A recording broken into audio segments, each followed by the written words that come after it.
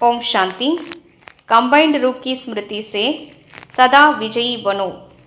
இணைந்த ரூபத்தின் நினைவினால் சதா வெற்றியாளராக ஆகுங்கள்। अगर चलते चलते कभी असफलता या मुश्किल का अनुभव होता है तो उसका कारण सिर्फ खिदमतगार बन जाते हो।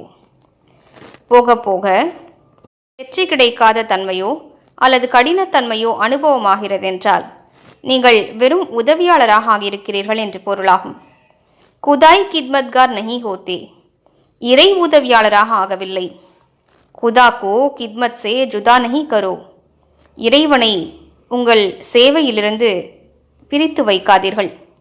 जब नाम है खुदाई खिदमतगार, உங்களது பெயரே இறை உதவியாளர் அல்லவா?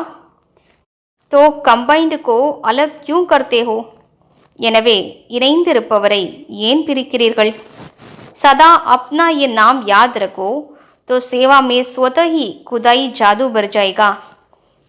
சதா தனது இந்த பெயரை நினைவில் வைத்தீர்கள் என்றால் தானாகவே உங்களது சேவையில் இறை மாயாஜாலம் நிரம்பிவிடும்। ஓம் சாந்தி।